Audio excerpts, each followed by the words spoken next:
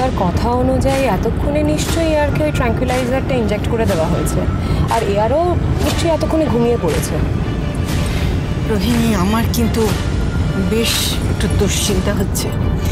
কোনোভাবে যদি মেডিসিনটা চেঞ্জ করতে গিয়ে ধরা পড়ে যাস না মা, তাহলে কিন্তু সর্বনাশ হয়ে যাবে। কেন এইসব কথা বলছো তুমি বলো তো? আমি কোনো ধরা পড়বো না, এবার যা প্ল্যান করেছি। আচ্ছা তুমি কি ভাবো বলো তো, আমি কি অন্য লোকের মতো গাওয়াই নাকি? আরে ওকে নিয়েই তোমার দুশ্চিন্তাটা। শুনছি তো যে সারাক্ষণ যেন পাহারাদারের মতো মাথার কাছে বসে আছে অরিন্দমের। আশ্চর্য তো, তাহলে আমি তোমাকে কেন ওখানে নিয়ে যাচ্ছি?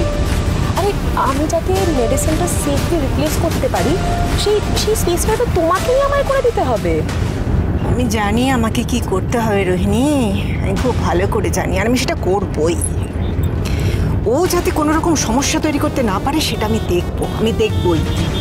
আর তুই তো জানিস যে ইম্পসিবল শব্দটা আমার ডিকশনারিতে নেই। তাহলে এত চিন্তা কিসের? That's the spirit. চলো ড্রাইভার, গাড়িটা একটু তাড়াতাড়ি চালাও।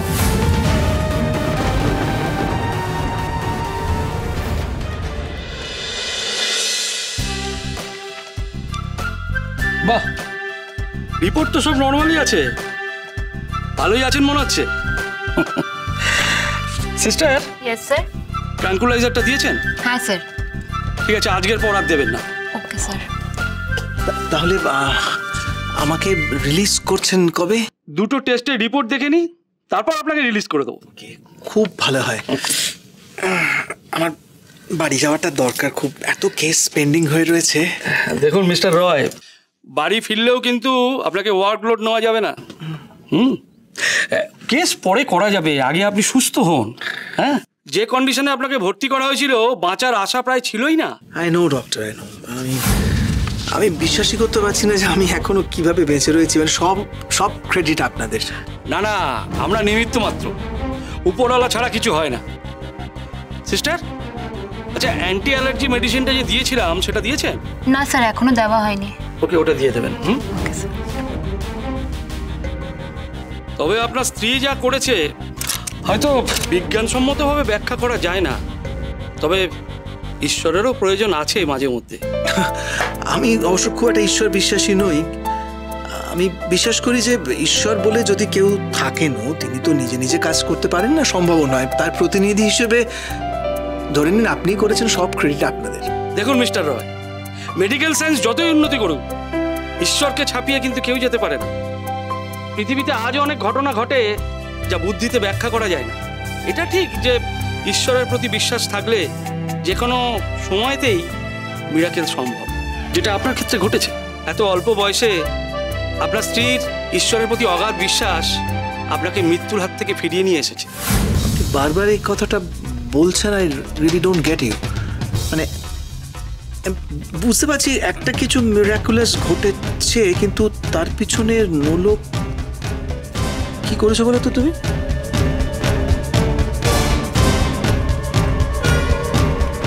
নোলক,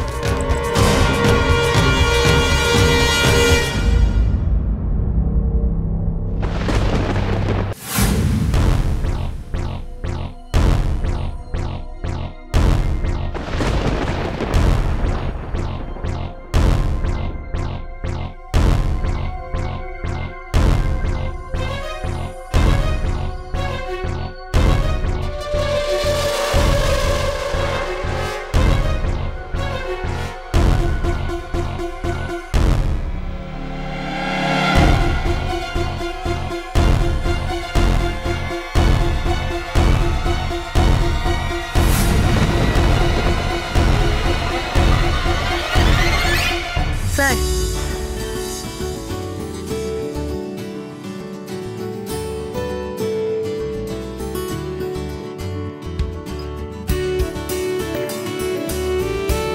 ওকে, আপনি রেস্ট করুন আর ভালো করে খাওয়া দাওয়া করবেন।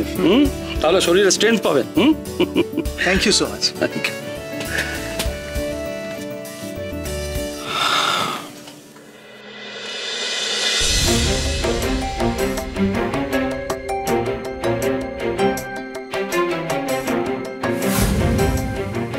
ও বিষ নিয়ে এসেছিল, আমাকে শেষ করে দিতে চেয়েছিল। আমি শুধু দেখতে চেয়েছিলাম যে উকিল দিদির মরার সাহস আছে কিনা। সেই কারণে এই শিশিতে শরবত ভরিয়ে এনেছিলাম। কিন্তু এখন তো দেখতে পেলাম উকিল দিদি কতটা বড় মিথ্যেবাদী। আমি এতদিনের একটা অভিজ্ঞ একজন লয়ার, আজ পর্যন্ত কোনোদিন হয়নি যে আমি রয়েছি অথচ একজন প্রকৃত অপরাধী সে ছাড় পেয়ে গেল, সে শাস্তিটা পেল না।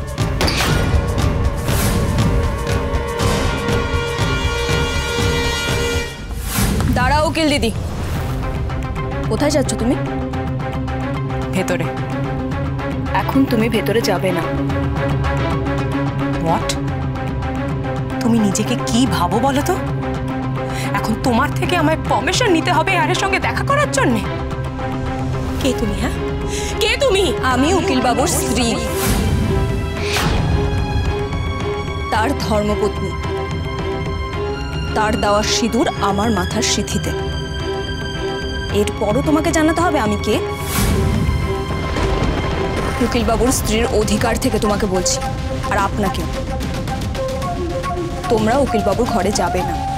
তোমাদেরকে দেখলে উকিল বাবু রেগে যাবে, উত্তেজিত হয়ে পড়বে, আর সেটা উকিল বাবুর স্বাস্থ্যের পক্ষে একদমই ভালো নয়। শুনলে আমি কি বললাম?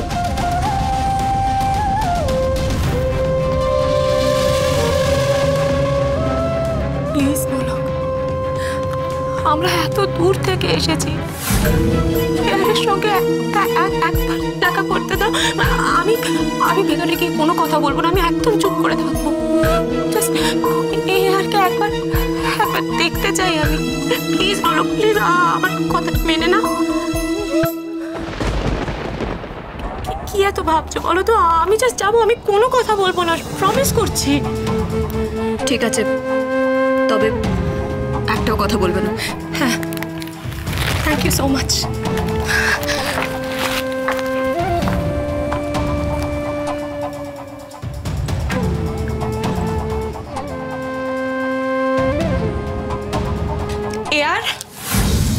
এয়ার দিদি, আমি তোমাকে বললাম না ডাকতে না উকিলবাবুকে। উকিলবাবু এখন ওষুধ নিয়েছে, বিরক্ত করো না। আমরা সে ডাকবো না। আচ্ছা, আমি কিছু বুঝতে পারি না, তুমি এভাবে বলছো কেন আমাকে? চুপ করো না, আমাকে যেতে দাও না। কি এয়ার, তুমি আপনারা? এয়ার তোমাকে দেখতে এসেছিলাম। কেমন আছো তুমি? আমি ফাইন। আস্তে। Thank you so much. কিন্তু please thank you Rohini, thank you for coming. Please এখন যাও, পরে কথা হবে। তো তুমি রেস্ট নাও, তুমি একদম সুস্থ হয়ে যাও। হ্যাঁ, খুব তাড়াতাড়ি সুস্থ হয়ে যাও। হ্যাঁ, থ্যাংক ইউ। আমি বলছি তো আমরা পরে কথা বলি। Please thank you for coming. Please তোমরা একটু এয়ার শোনো না, I'm really sorry. I just want to apologize. আমি কেন রোহিণী এখন কেন এই প্রসঙ্গটা আনছো আমি না বুঝতে পারছি না। প্লিজ প্লিজ, আমার এখন শুনতে ভালো লাগছে না। Not feeling well, I need to rest please. ও ভীষণ অনুতপ্ত মানুষ, মাত্রই তো ভুল করে। ও ভুল বুঝতে পারছেন না যে এখন এইটা কথা বলার সময় নয়। আমার এসব শুনতে ভালো লাগছে না। প্লিজ একবার আমার কথাটা শোনো প্লিজ।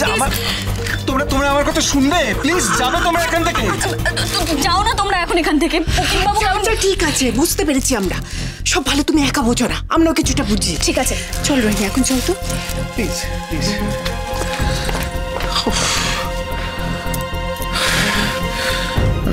ঠিক আছে।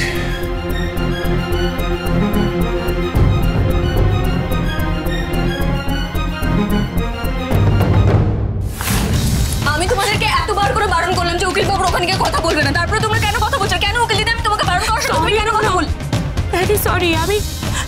আমি আসলে এয়ার দেখে না নিজেকে আটকাতে পারিনি। গোলাপ ফুল এনেছিলাম, এয়ারের খুব পছন্দ। এটা অন্তত আমি এয়ারের কেবিনে রেখে আসি। প্লিজ না, তোমরা দেখলে না উকিল বাবু তোমাদেরকে দেখে কেমন উত্তেজিত হয়ে গেল। তারপরে তুমি বলছো এখন তুমি উকিল বাবুর ঘরে যাবে। কিচ্ছু হবে না, আমি বলছি নইলে কিচ্ছু হবে না, কোনো কথাই বলবে না। যাবে, ফুলটা রাখবে, চলে আসবে। না উকিল দিদি, তুমি যাবে না। কোনো অসুবিধা হবে না, নইলে ওকে যেতে দাও, প্লিজ যেতে দাও। উকিল দিদি তুমি যাবে না, আমি বলছি তোমাকে। আমার কথা শোনো।